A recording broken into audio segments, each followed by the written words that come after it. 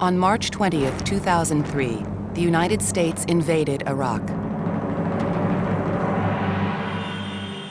Saddam Hussein, the dictator who'd controlled this nation for nearly 25 years, was deposed. Many Iraqis celebrated this turning point. However, before long, the troops the Iraqis had greeted as liberators were viewed as occupiers.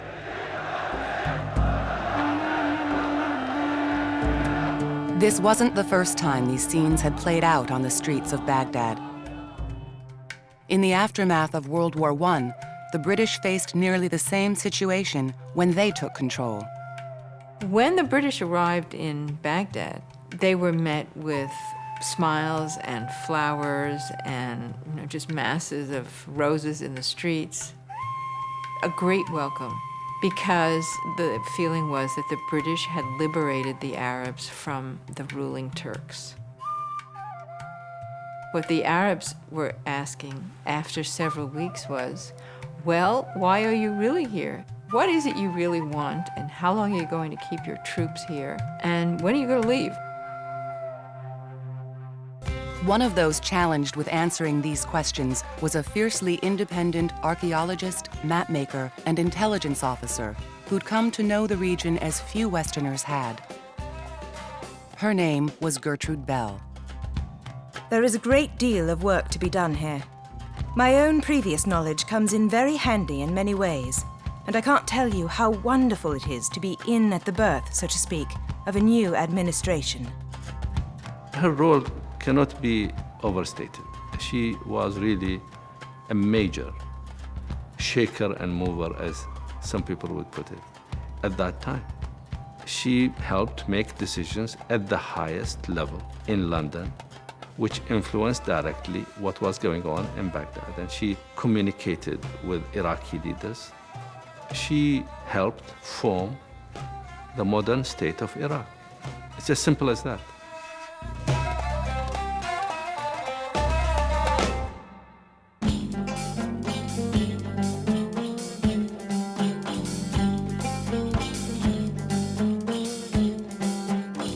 In the aftermath of World War I, 7 centuries of Ottoman rule came to an end. Their empire, which had once stretched from Budapest to Basra and into northern Africa, was now a spoil of war. Carving it up were the war's victors, the French and the British, each desperate for control over the area's natural resource, oil. For the British and for the French, oil was becoming very, very important, particularly as we began to see for the British, the fleet. The British fleet was now going to move from coal to oil. They didn't have oil. The Americans had oil, the Russians had oil, the Dutch had oil, the British and the French didn't have oil. The French took Syria and Lebanon. The British took provinces that had for centuries made up what was known as Mesopotamia. What is now Iraq was at that time 3 provinces: the province of Baghdad, the province of Mosul in the north, and the province of Basra in the south. The Mosul and Basra provinces actually reported to Baghdad. So it was a unit. But after 4 years of sometimes violent British occupation, the Arabs demanded a say in their own government. In 1921, the British colonial secretary, Winston Churchill, called a conference in Cairo to determine who should lead Iraq, how much autonomy its people should have, and where its borders should be located. Churchill handpicked Gertrude Bell, along with the best British minds in the region, to make these decisions. She arrived in Cairo with a map tucked under her arm, a map that she had drawn with the help of all of the local Arabs to create this new country that the British wanted to establish. She was the one who literally drew those borders that we now know are the borders of modern Iraq. And they were accepted at this conference. Who was this middle-aged British woman? And how had she come to know the area so well? Gertrude Margaret Lothian Bell, born in the summer of 1868, spent her earliest years surrounded by power and wealth. Gertrude Bell's father and her grandfather owned coal mines and iron works. They employed 40,000 people. And their product was used in ships that went around the world, supplying the food and the fuel for a quarter of the world's population. So in that sense, certainly they were very much part of the empire. There's talk of social position, all the rest of it. Money gave them that. They were firmly upper class, their children were educated efficiently and well at the best schools. The Bells were of the class who were asked to Buckingham Palace, garden parties and so forth. Aside from dressing well, perhaps speaking a foreign language or two, and playing an instrument, little was expected of wealthy Victorian women. Gertrude Bell, however, was headstrong. She wouldn't be constrained by anyone or anything. She had a very clear ambition. She wanted to be taken seriously in a world which I think essentially didn't take women necessarily as seriously as they should have been. She wanted to demonstrate to everybody that she was a really capable individual. In 1888, at the age of 20, Bell graduated with a degree in modern history from Oxford University. Despite her degree, she couldn't avoid society's expectations. Nearly every other woman of her age and class was getting married. And over the next 3 years, with marriage as her goal, Bell attended parties and went to the theater. She learned how to dance and what to wear, and she grew increasingly bored and frustrated. Dearest Flora, do you remember discussing what other girls do with their days? Well, I have found out what one particular class does. Cricket all day and dancing all night. It seems to me to be rather a restless sort of summer. My mother and she were standing at one of the windows in the first floor, and the bedrooms look out to the gorgeous English fine green fields of everything growing very happily. And my mother said, "Gertrude, you know, I feel so fortunate that I'm likely to be able to see this view every day of my life." Aunt Gertrude replied, "I should die if I had to do that." She had the confidence to do much more than a young Victorian woman would have even thought about doing then. She wanted to go out and explore and, in a way, challenge the world. In 1892, at the age of 23, unmarried and with no prospects, Gertrude Bell did just that. She set off to visit relatives in the Middle East, and Bell grew intrigued with the people she met there and their culture. What was it about the Arabs that she loved so much? There is a poetry and a romanticism to their history and to their culture. It's exotic. In some ways, it's glamorous. The men wear flowing robes of green and white and brown. The women lift the veil of a Raphael Madonna to look at you as they pass. And oh, the desert. I never knew what desert was till I came here. Isn't it charmingly like the Arabian Nights?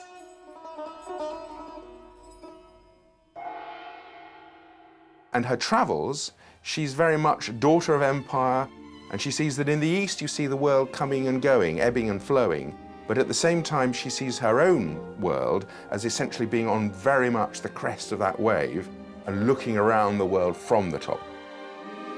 But as Bell experienced more of the Middle East, her worldview began to change.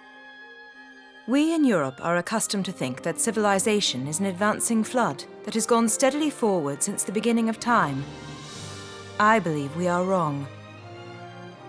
It is a tide that ebbs and flows, reaches a high water mark and turns back again. Do you think that from age to age it rises higher than before? I wonder. In 1892, at the British Embassy in Tehran, Bell found what she had failed to find in England: romance. She was introduced to a junior diplomat, Henry Cadogan. The pair were instantly attracted. Cadogan was bright and ambitious, but he had little money. Still, Bell fell in love, and they asked her father for permission to marry. Bell's father rejected his daughter's suitor. And obediently, Gertrude Bell broke off with Cadogan. That's a very unusual thing for a woman who is independent and stalwart and stubborn and willful to do. But because it was her father and because she cared so much about what he said and felt, she was willing to listen. Returning to England, Bell hoped to change her father's mind. But 8 months later, word came that it was too late. After a brief illness, Henry Cadogan had died. And I think in some ways she spent much of the rest of her life searching for his soul. For the next 6 years, Bell sought distraction and solace. She found it traveling around the world and taking photographs as she went.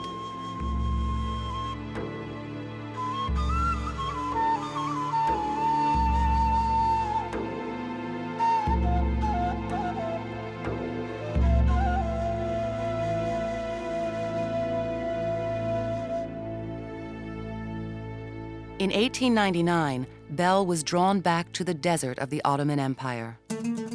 She set off from Damascus and went through Mesopotamia, through Baghdad, down to what is now Jordan, through Amman, and further south to northern Arabia. I think in a way to just lose herself in the desert. She set off with a caravan of something like 30 camels and mules and escorts and cooks and guides. She was the only woman in the whole group. Nobody else spoke English. No Westerner had made the kind of trip that she was about to make. She had been told time and time again by the British that it was too dangerous, that the tribes were always fighting, that she could get caught in the crossfire, that she could be robbed, she could be raped, she could be murdered. She would hire a man of each tribe, so she would have somebody that would speak for her. And she was very well recognized in the area, so when she was spotted, the tribes just let her go. Women at that time did not have any part in public life. But Miss Bell was different. She was English. Men dealt with her as an English woman, not as a woman of their own. And they almost, in fact, dealt with her as a man. And Bell spoke their language. Over time, she'd become fluent in Turkish, Arabic, as well as Persian. She has this remarkable gift for language and for communication. And it is said that she learned Persian within 6 months to a level which allowed her to translate the rubaiyat of Umar al-Khayyam. And that, if true, which I believe it is extremely remarkable. Because of her knowledge and because she was able to speak their language, she was able to establish a wonderful rapport with the Arabs. And they had great respect for her, and they called her a person. That was what she wanted to be in life. That was the great thing when she was in her 20s and 30s. She talked about, oh, how I want to be a person with a capital P.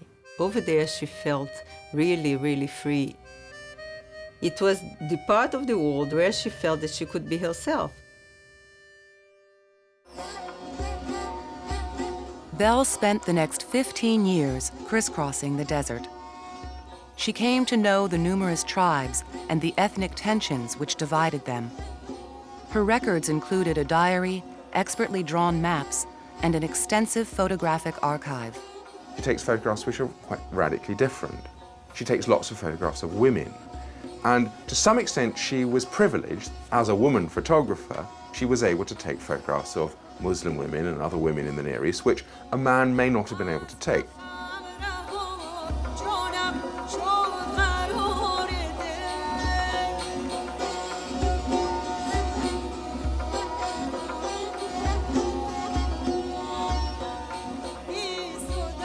There are thousands of photographs that she took at the time. And what they reveal is not just the scholarly part in her work, but also her eye for detail. And you discover, you know, with the textures, almost the smell, a colorful image of the Middle East. One of the problems is that there are so few pictures of Bell herself. Occasionally we have those photographs of her shadow in front of a great monument. It's a very personal archive of those things, those peoples and places which interested her and what she was concerned with. One of the things that most interested her was the region's rich history. The photographs of the archaeology are very important. Many buildings which have changed, buildings which have been destroyed, and then buildings of the context of landscapes, of people in those landscapes, of towns and so forth. And the photographic techniques changed through time. She used a specific panoramic camera, which gave us these wonderful views in huge detail, all the activities of an early 20th century major excavation taking place.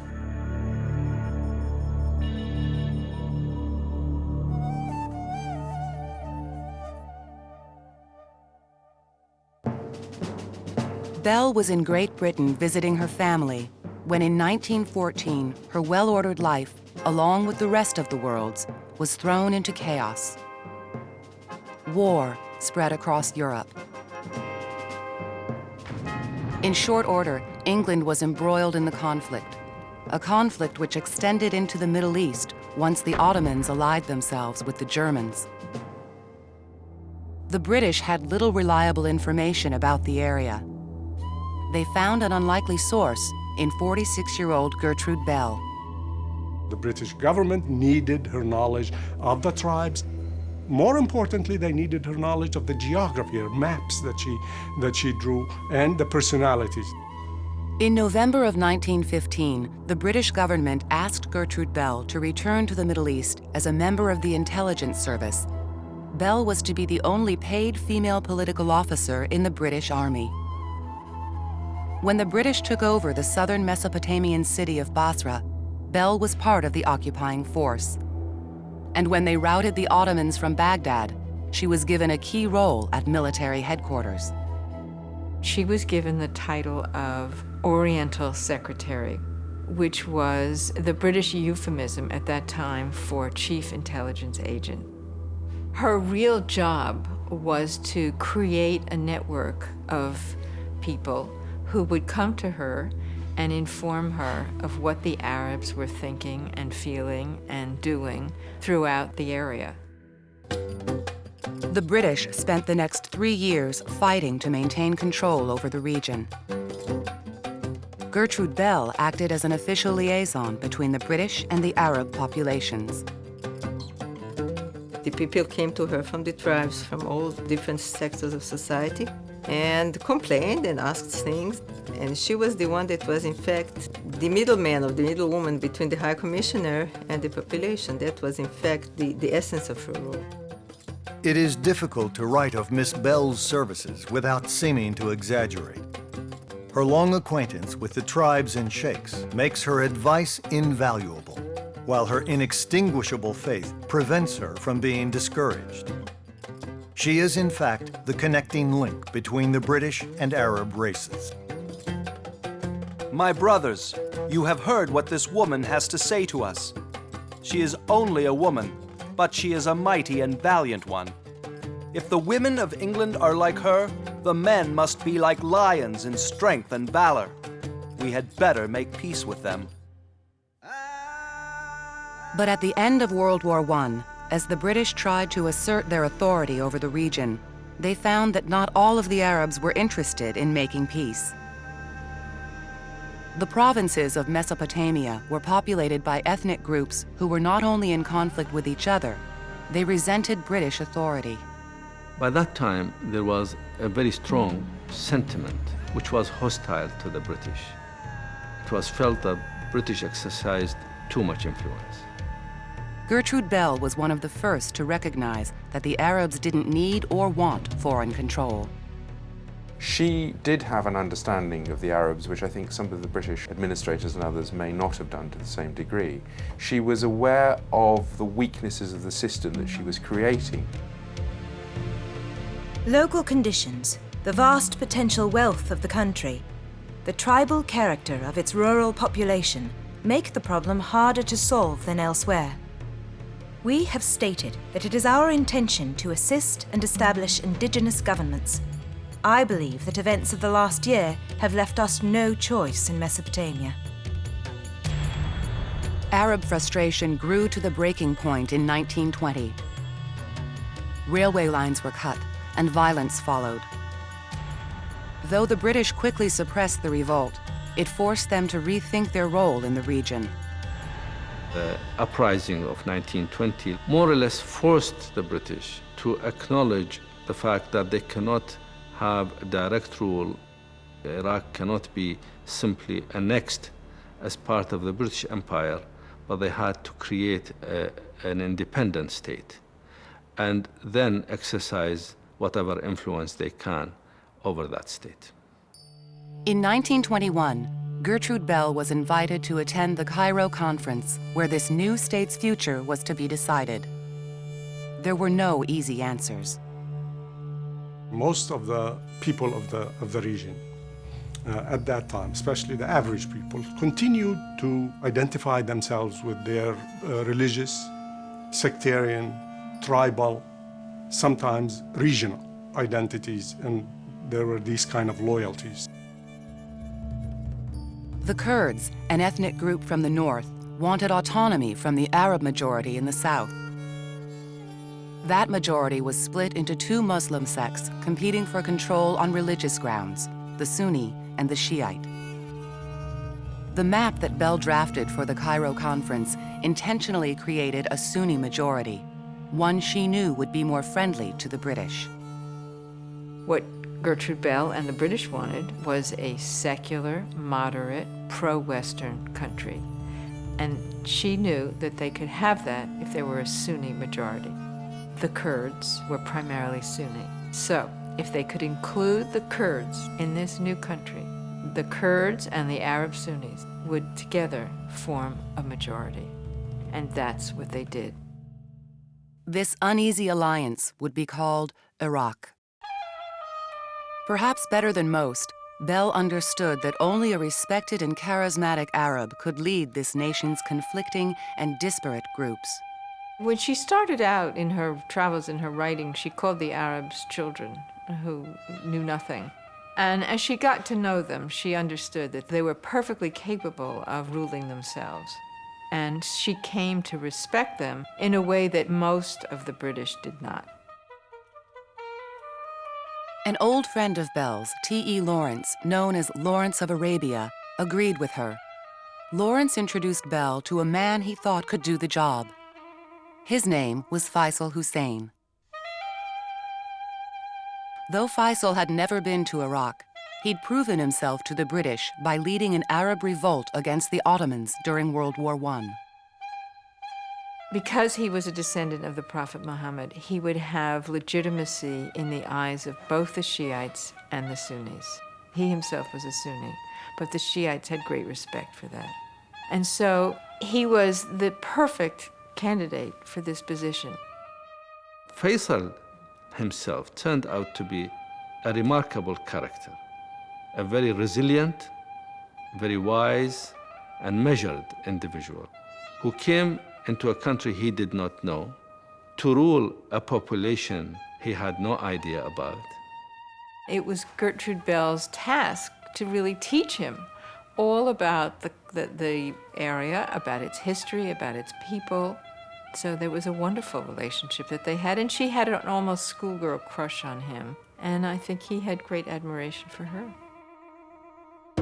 On August 23, 1921, a crowd of 1,500 gathered to witness Faisal's coronation as the first king of Iraq. Gertrude Bell looked on from the front row. She was called by the population the Khatun, and that means the lady of the court, that is attuned to the desires and to the wishes of the population. And she was the one that plays the intermediary role between the population and the king and the authorities. She was one of his closest advisors. She helped Faisal create a cabinet around him, and she helped him really rule. They worked on the Constitution. They worked on all of the intricacies of Iraqi politics. Faisal was a unifier. He knew what he needed to do to unite the Iraqis, to be inclusive, to bring in the different segments of this mosaic, very rich mosaic of Iraq. He brought Jews and Christians and Yazidis and Turkmen and Kurds and Arab Sunnis and Arab Shia into the government. He wanted to build a modern state. As Faisal was strengthening his own government, he was finding that he needed less and less direct support from the British. So he was relying less and less on Gertrude Bell and on her colleagues.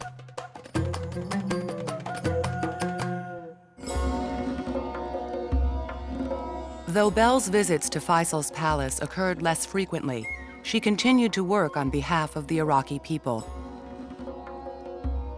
She committed herself to preserving Iraq's cultural heritage. Gertrude Bell had spent a lot of time in Iraq as an archaeologist. She wanted to protect the country from losing its antiquities. She wrote a set of laws of antiquities guaranteeing that the best pieces would remain in the country. And she also wanted to establish a place to put these objects. It was this interest in archaeology that led her to create the nucleus for the Iraqi Museum and to try to collect and gather the history of Iraq, of Mesopotamia. Bell put it together and started this museum, and Iraqis appreciated that. This was a very important legacy that Gertrude Bell left for Iraq and for humanity. Gertrude Bell, now middle-aged, looked back at her professional life fulfilled. However, her personal life was another matter. A stable and long-lasting relationship eluded her. In the early 1920s, Bell thought at long last she'd found that, with a British advisor to King Faisal named Kinahan Cornwallis. Kinahan Cornwallis was a dapper, dashing, intelligent statesman. And Gertrude Bell fell in love with him, and she wanted so badly to marry this man. And it was around 1925 or 26 that he told her he was not going to marry her. And so that was sort of the last sad fact that came crashing down on her and really led to this serious depression. It is a very grim world, isn't it? I feel often that I don't know how I should face it, but for the work I'm doing. But it is too lonely, my existence here. One can't go on forever living alone. At least, I don't feel I can. 3 days before her 58th birthday, on July 11th, 1926, Gertrude Bell, after attending a party on the banks of the Tigris River, went home and to sleep. She never woke up. The next morning, an open bottle of sleeping pills was discovered on her nightstand. I think it may not have been a conscious suicide, but it was almost an unconscious suicide, if there's such a thing. She was just tired out and too discouraged to go on. I think she knew what would happen if she took too many of those pills. That afternoon, Bell was given a full military funeral. She was buried in the British cemetery in Baghdad. Bell's dream of a stable Iraq didn't endure. Only 7 years after her death, King Faisal died while on vacation in Switzerland. both his son and his grandson inherited the Iraqi throne. Both died young, rumored to have been assassinated. Following a series of coups, in the early 1970s, an army officer, Saddam Hussein, rose to power. And until the United States deposed him in 2003, Hussein dominated Iraq and brutally suppressed sectarian hopes. But Hussein's fall didn't prevent continued violence. In the chaos, the museum that Gertrude Bell had dedicated the last years of her life to was plundered. And Iraqis clashed not just with US forces, but fighting spread between Sunni, Shiite, and Kurd.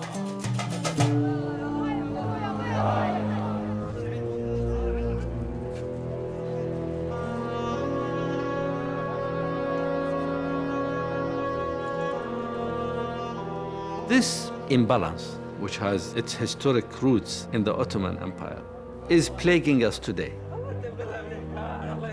Saddam, of course, exploited it. He deepened that schism. And now, all the sectarian violence is, in a way, the echo of decisions made during the time of Gertrude Bell.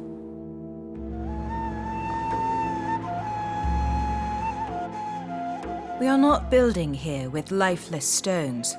We are encouraging the living thing to grow. We can direct it to a great extent, but we can't prevent it growing. If we can bring some kind of order out of chaos, what a thing worth doing it will be.